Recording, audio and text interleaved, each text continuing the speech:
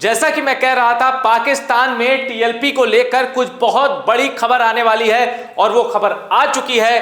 TLP पर, तहरीके लब्बैक पाकिस्तान पर पाकिस्तान की पंजाब सरकार ने बैन लगा दिया है और फेडरल गवर्नमेंट यानी कि पाकिस्तान की जो केंद्र सरकार है, शहबाज शरीफ, उनको कहा है कि टीएलपी पर पूरे देश में प्रतिबंध लगाओ। शुरुआत पंजाब से हो गई है। मरियम नवाज की सरकार ने, जो कि पंजाब सूबा है पाकिस्तान का, वहां काबिज है, उसने तहरीके लब्बैक पाकिस्तान पर बैन लगा दिया है।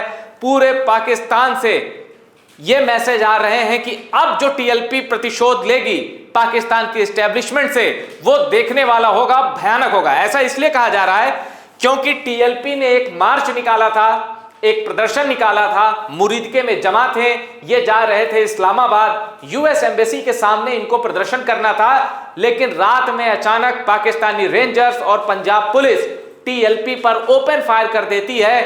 500 लोगों के मारे जाने की खबर है। मैंने पिछले जो वीडियो बनाया उसमें बताया कि पाकिस्तानी सोर्सेस, पाकिस्तान के कुछ जर्नलिस्ट से बात की, उन्होंने कहा कि 250 से 300 का आंकड़ा टीएलपी दे रही है, टीएलपी के लोग बता रहे हैं। लेकिन अब पाकिस्तान के ही लोग कह रहे हैं और कुछ तो मेरे वीडियो के कमेंट्स में कह रहे हैं कि आंकड़ा 700 से ज्यादा का है। पाकिस्तानी खुद ये दावा कर रहे हैं कि 13 अक्टूबर की रात को जो क्रैक डाउन हुआ था उसमें 700 से ज्यादा टीएलपी कार्यकर्ता मारे गए।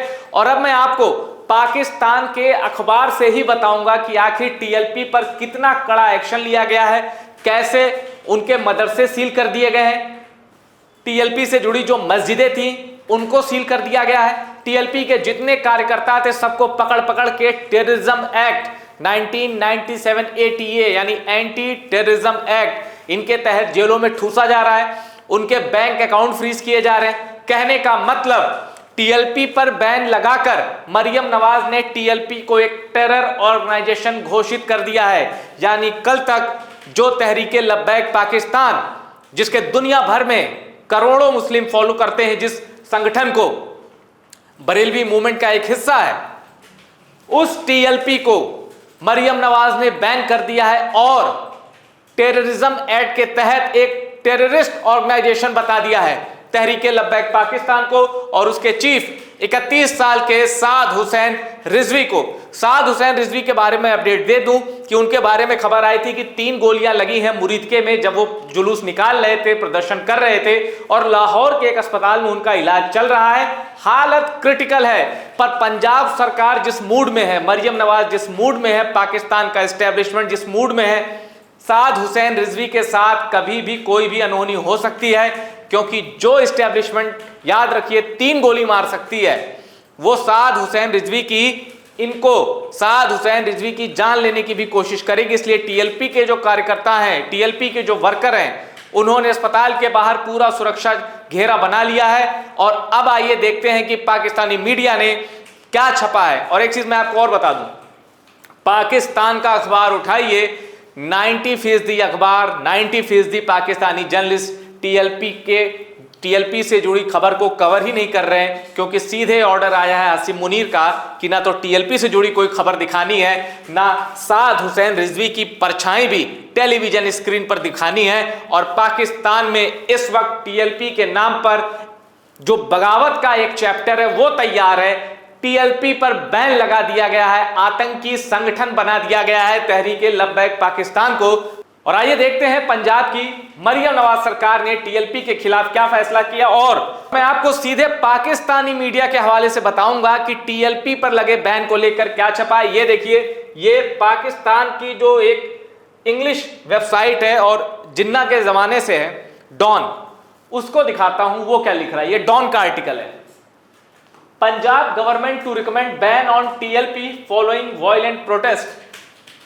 इमरान कबूल और राना बिलाल की यह रिपोर्ट है, 16 अक्टूबर को छपी है। यानी तब बैन नहीं लगा था, पर अब बैन लग चुका है टीएलपी पर।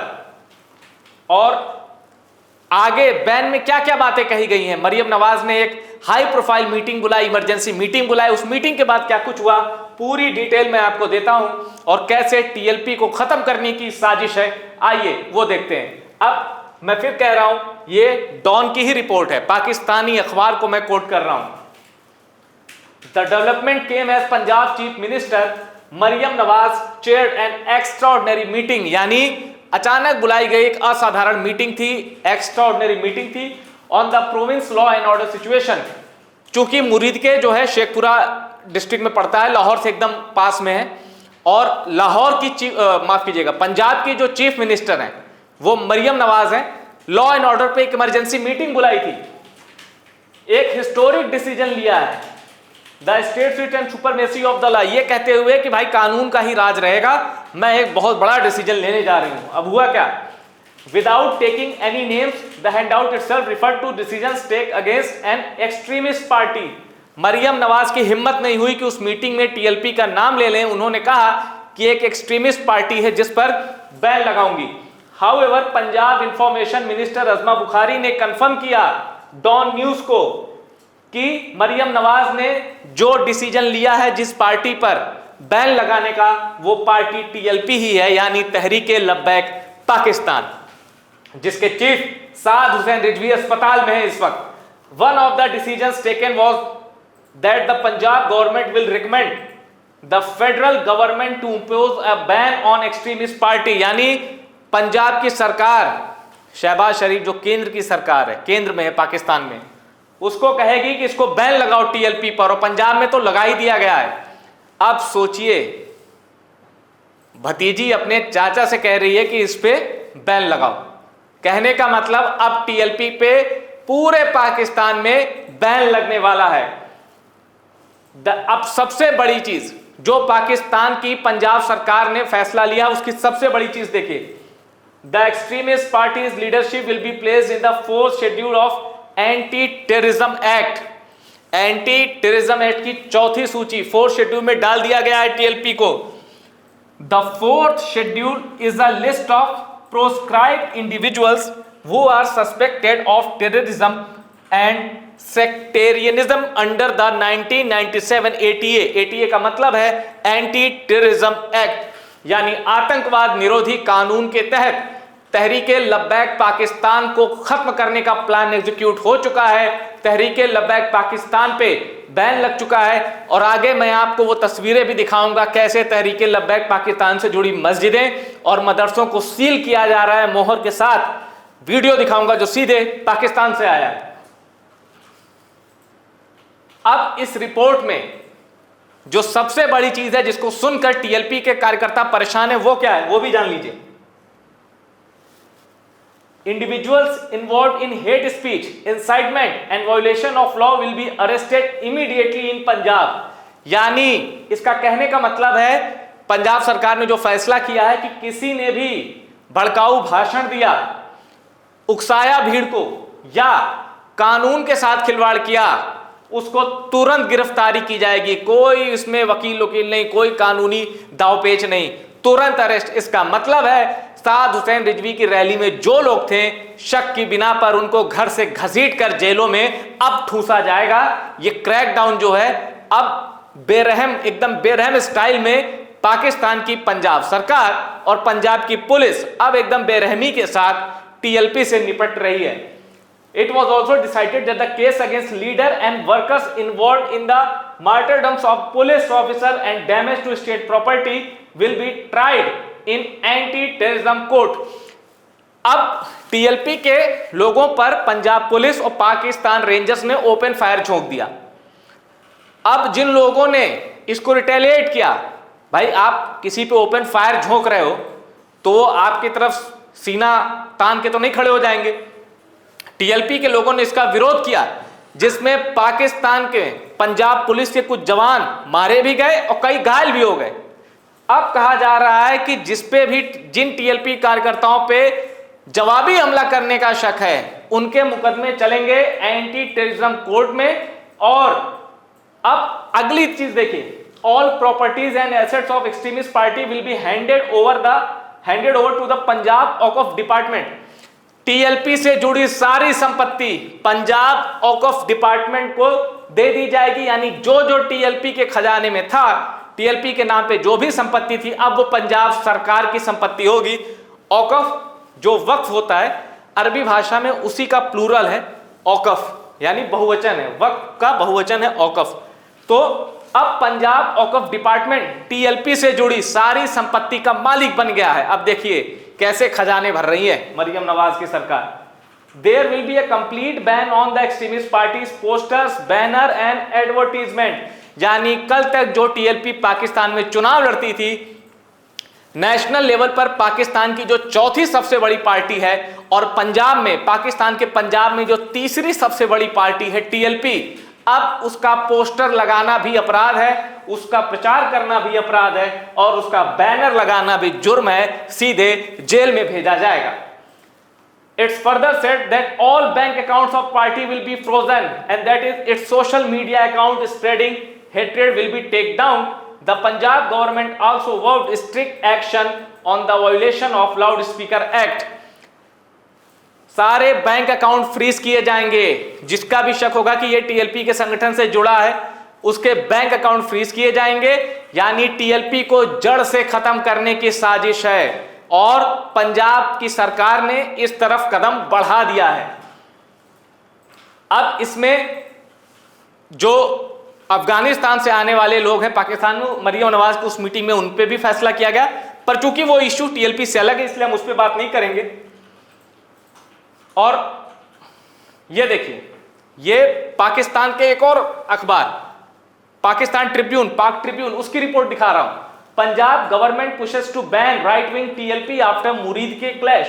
रमीज खान की ये रिपोर्ट है, 16 अक्टूबर की रिपोर्ट। इसमें भी कहा जा रहा है कि पंजाब गवर्नमेंट बैन लगाने जा रही टीएलपी को, पर असली खबर यह है कि टीएलपी पर बैन लग चुका है और टीएलपी को, फिर मैं कह रहा हूं, जड़ से खत्म करने की, पाकिस्तान से टीएलपी को जड़ से खत्म करने की साजिशें शुरू हो गई हैं। पर ऐसा होगा नहीं, उसकी वजह मैं आपको बताता हूं, क्योंकि जो लोग टीएलपी को एक पॉलिटिकल ताकत समझ रहे हैं वो गलत हैं। तहरीके लब्बैक पाकिस्तान एक मजहबी ताकत है, राजनीतिक ताकत तो है ही चूंकि चुनाव लड़ती है, लेकिन तहरीके लब्बैक पाकिस्तान एक मजहबी ताकत है।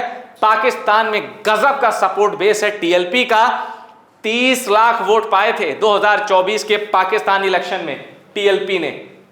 अब देखिए, Punjab is considering banning the right wing Tehreeke Taliban Pakistan after scores of policemen were injured trying to prevent the party from marching on Islamabad from Lahore. This would be the second time the party risked being banned. The last time was briefly in 2021 after similar street fight. 2021 में क्या हुआ था? 2021 में पहली बार TLP पे ban लगा था। ये दूसरी बार है जब टीएलपी पे बैन लगा है। तब इमरान खान की सरकार थी और तब भी टीएलपी ने एक मार्च निकाला था। जिस वक्त टीएलपी ने 2021 वाला मार्च निकाला था, फ्रांस में प्रॉफिट के एक कार्टून को लेकर बड़ा विवाद छिड़ा था। पूरी दुनिया के मुसलमान नाराज थे, भारत के भी मुसलमान नाराज थे। तो अब फ्रांस के खिलाफ गुस्सा भड़की थी, पाकिस्तान में टीएलपी ने एक मार्च निकाला। इमरान खान की सरकार थी उस समय और तब भी पुलिस ने टीएलपी के ऊपर जबरदस्त हमला किया था, लेकिन तब साद हुसैन रिजवी ने अपनी ताकत दिखाई थी। इमरान खान की सरकार झुकी थी और टीएलपी के साथ कॉम्प्रोमाइज किया था। TLP wanted to head to Islamabad to protest. जैसा मैं आपको बता चुका हूं, यूएस एम्बेसी के सामने इस्लामाबाद जाके टीएलपी प्रोटेस्ट करना चाहती थी, लेकिन कांड हो गया 13 अक्टूबर को। ये देखिए, 3 बजे रात में मुरीदके में 6 घंटे का ऑपरेशन चलाया है पाकिस्तान की पंजाब पुलिस ने, पाकिस्तान रेंजर्स ने, और निहत्थों को गोलियां दागी हैं। निहत्थों को मारने में 6 घंटे लग गए पाकिस्तान को, निहत्थों को मारने में, जिनके पास कोई हथियार नहीं था, जो सिर्फ एक मजहबी जलसा करना चाहते थे गजा के लिए, फिलिस्तीन के लिए, इजराइल के विरोध में, उन पर पाकिस्तान और ये देखिए, chief minister Maryam Nawaz and her law and order team thus decided to place the TLP on the 4th schedule of the Anti-Terrorism Act, जिसका क्लियर मतलब है अब अगर आतंकवादी वाली सूची में डाल दोगे तो इसका सीधा मतलब है कि अब बैन लगना है।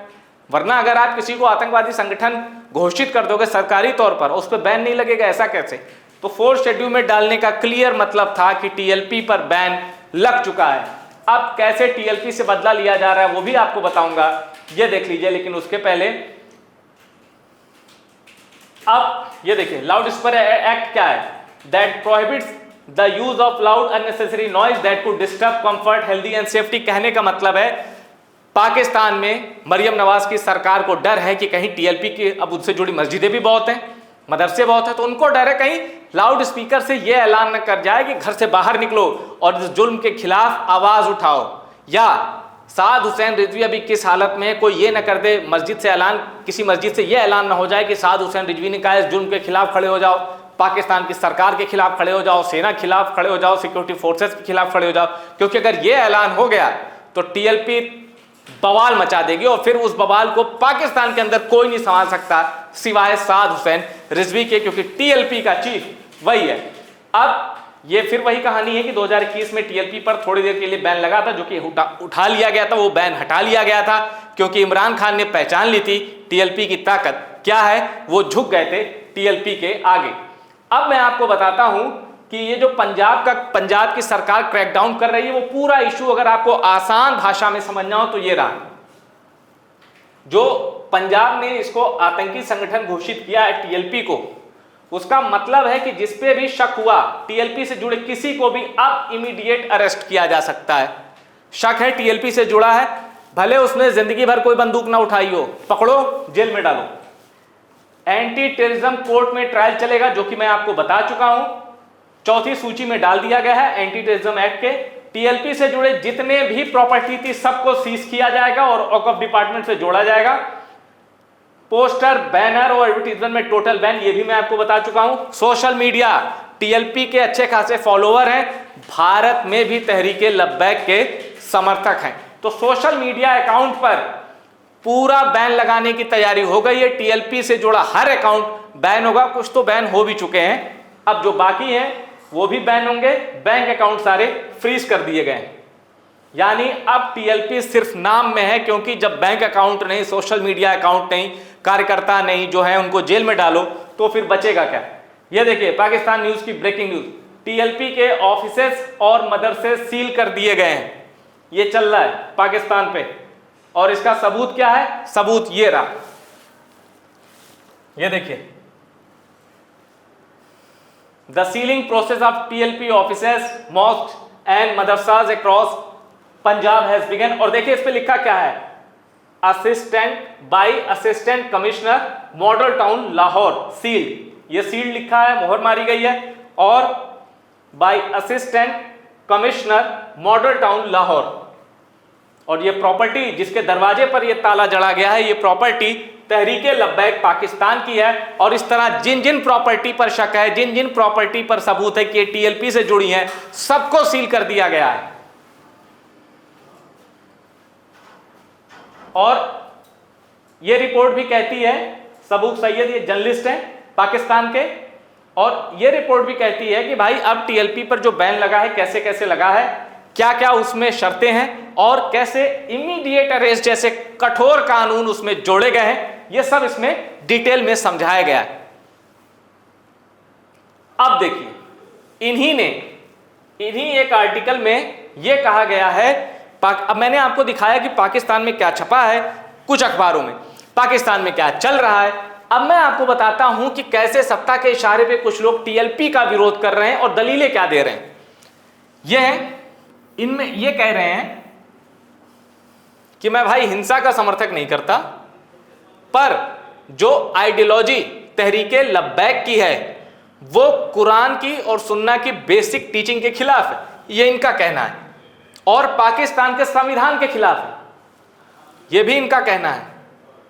ह्यूमन राइट के खिलाफ है टीएलपी, ये भी इनका कहना है। ये मैं आपको दूसरा पक्ष बता रहा हूं, जो वहां के पत्रकार सरकार का पक्ष लेते हैं। This is an outdated mindset, TLP के लोगों को कहा गया कि आउटडेटेड माइंडसेट है, पाकिस्तान की इमेज खराब कर रहे हैं। The workers of Tehreeke Taliban became part of this group as a result of an accident. Centers should be established for them where they are taught the difference between fanatism and guidance. यह है इनका कहना, जो TLP पे लगे ban को जायज बता रहे हैं। तो यह थी पूरी कहानी, कैसे टीएलपी को खत्म करने की तरफ सबसे बड़ा कदम बढ़ा लिया गया है। लेकिन मैं फिर कह रहा हूं, टीएलपी एक राजनीतिक ताकत होती तो उसको खत्म किया जा सकता था, जैसे पीटीआई। पीटीआई को आपने 2024 के इलेक्शन में खत्म करके दिखा दिया, क्योंकि पीटीआई पर जब बैन लग गया तो उसके कैंडिडेट निर्दलीय लड़ने लगे। उसके बाद भी वोट शेयर में पाकिस्तान की जो मुस्लिम लीग पार्टी है PMLN, जिसके शहबाज शरीफ हैं, उससे ज्यादा वोट शेयर इमरान खान की पीटीआई को मिला था, जबकि उसके जो कैंडिडेट हैं, जो इमरान खान के कैंडिडेट थे, वो इंडिपेंडेंट लड़ रहे थे। पब्लिक को बस ये पता था कि भाई इसके पास पीटीआई का इलेक्शन सिंबल नहीं है, लेकिन ये पीटीआई का कैंडिडेट है, तो पब्लिक ने उसको भी वोट दिया, जिताया। लेकिन पूरी इलेक्शन रिगिंग थी, पूरी धांधली थी, और किसी तरह PMLN को जिताया गया। सेलेक्टेड इलेक्टेड, यही वाली लड़ाई अभी भी जारी है पाकिस्तान में। और जब अच्छा, इमरान खान के कोई रिलीजियस मूवमेंट से तो नहीं जुड़े थे, लेकिन ये तो तहरीके लब्बैक पाकिस्तान जो 2015 में बनी है, और साद हुसैन रिजवी के पिता खादिम हुसैन रिजवी, वो उसके पहले अमीर कहते थे, जिसको चीफ कह लीजिए, सरगना कह लीजिए, अमीर कहते हैं उसको, और जिसका बॉस कह लीजिए।